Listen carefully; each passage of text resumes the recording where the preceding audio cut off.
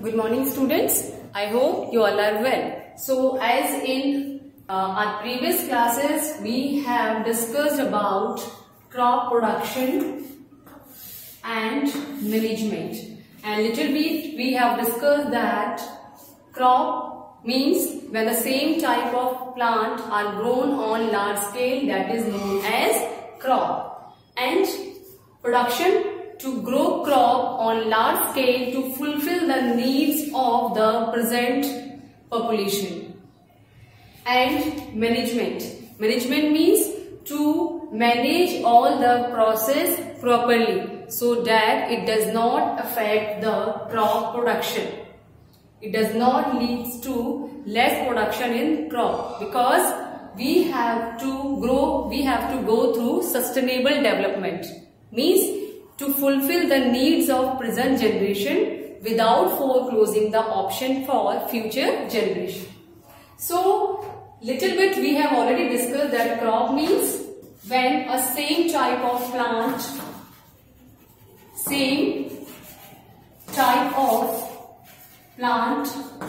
grown on large area, that is known as crop.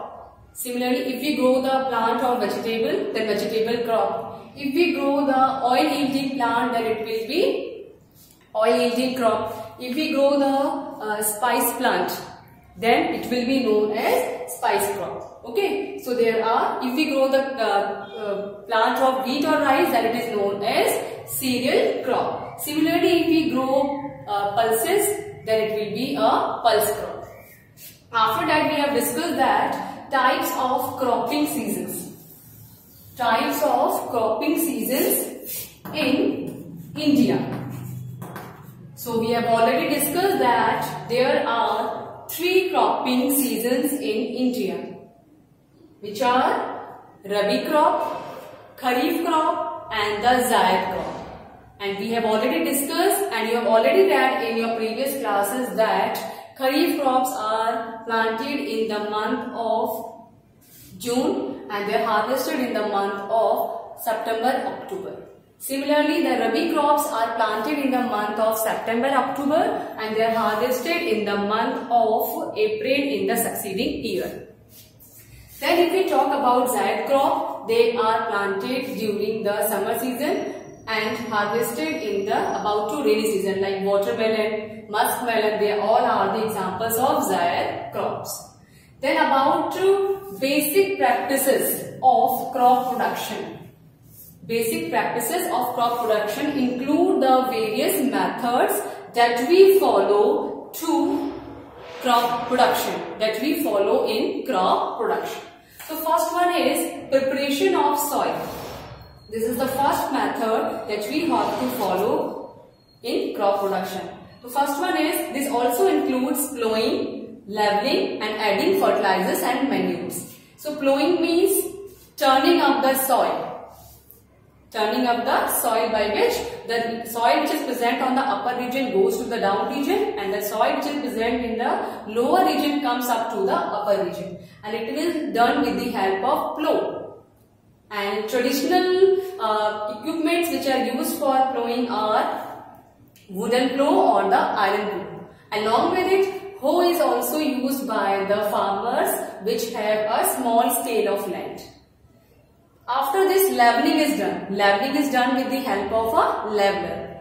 A big log of wood is connected to the tractor and then the leveling of the soil or the field is done. The crumbs present in the soil that are broken down with the help of leveler.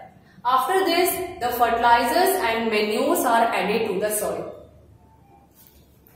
After this, we have already discussed that fertilizers are the chemical substances which are nutrient specific, produced in the factories, and manures are organic substances. They are prepared in the field. Yesterday we have also already discussed about this.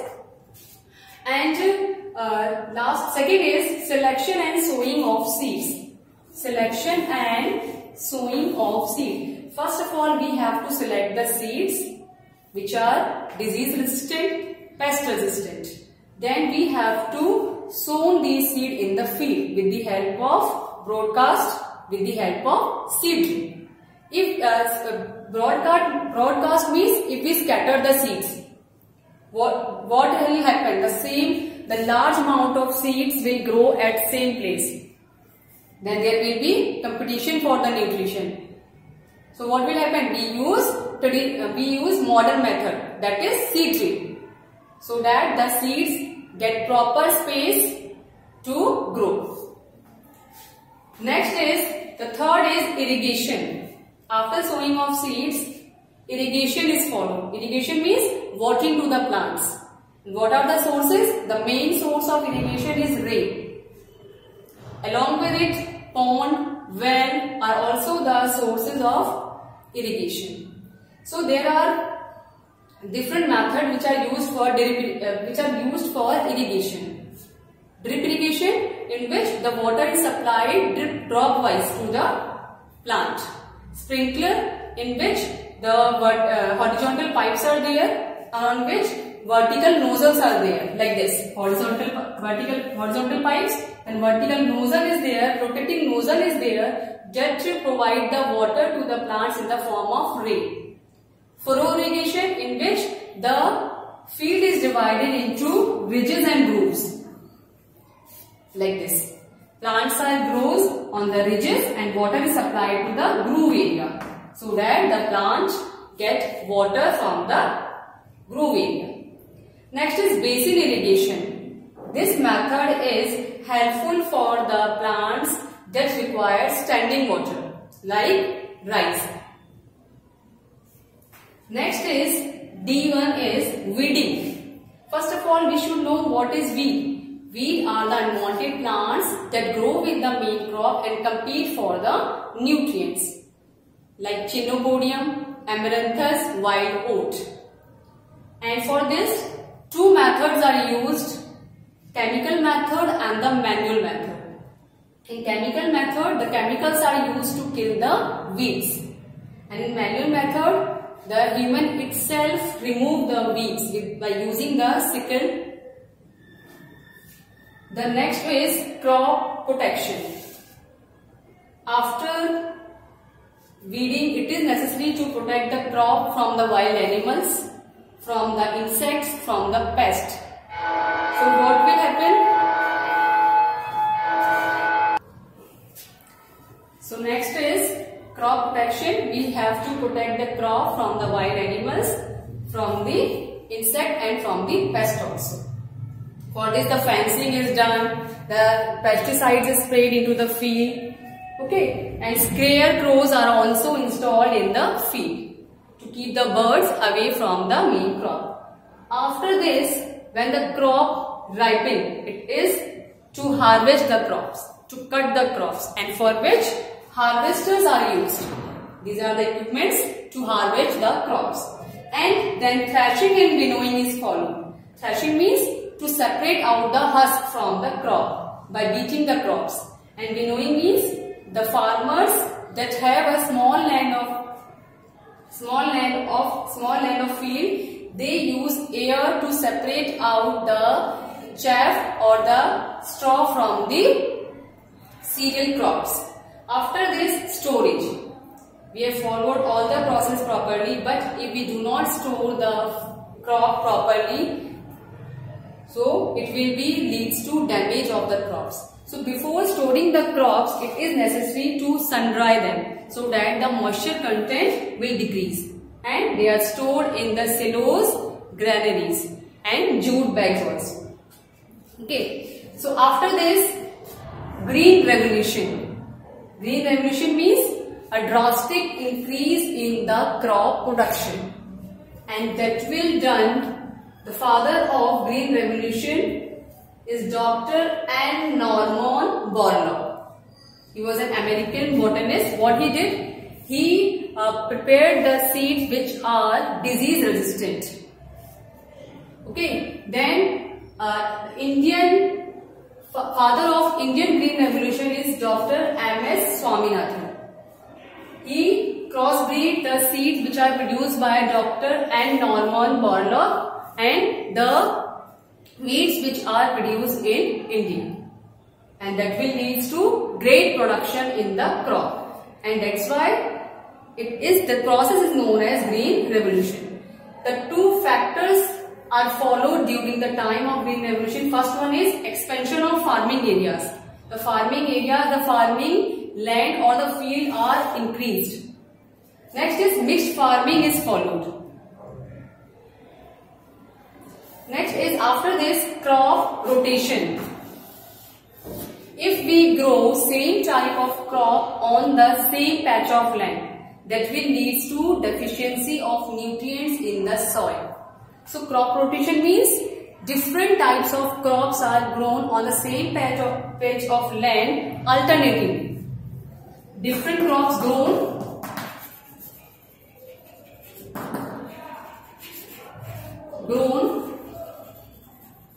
alternatively, one after other. And for this, the cereal crops are grown. Then after this, leguminous plants are grown. Leguminous plants, the pulses crops, they have nitrogen fixing bacteria in their root nodules, and that help in fixing the atmospheric nitrogen into the soil and help in overcome the deficiency of nitrogen in the soil. So crops are grown one after another. Mixed cultivation. Mixed cultivation means mixing of crops. If two or more crops are grown on same patch of land, then it is known as mixed cultivation.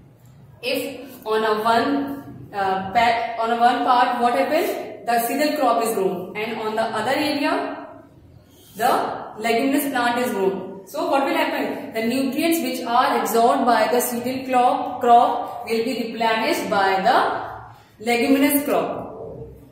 Next is food from animals. In mixed cultivation, if different types of crops are grown, along with it also the animals are also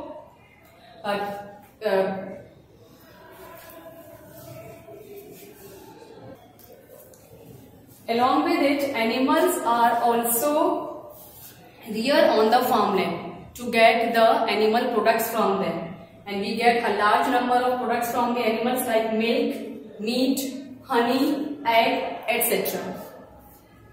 And the last is white revolution, as the green revolution did to the crop production. Similarly, the white revolution is related to milk production and the milk products. And the father of white revolution is Dr. V. Kurian. He is also known as Amul man. So student, we have discussed about crop, same type of plants when grown on the same area, same patch of land, that is known as crop. Types of cropping seasons, 3 different types of cropping seasons are there. Rabi crop, Kharif crop and the Zaid crop. After this, we have discussed about the basic practices of crop production. We have to follow all these steps: preparation of soil, selection and sowing of seeds, irrigation, weeding, crop protection, harvesting, storage, and then after this green revolution is there.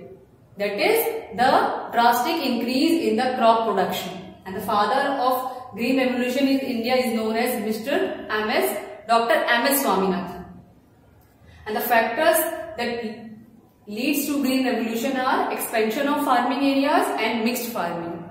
After this, crop rotation, when the different types of crops are grown on the same patch of land alternatively, then it is known as crop rotation. Mixed cultivation, when 2 or more different types of crops are grown on same patch of land, it is known as mixed cultivation. Along with different types of crops, animals are also reared, then it is known as mixed cultivation to get animal products from them.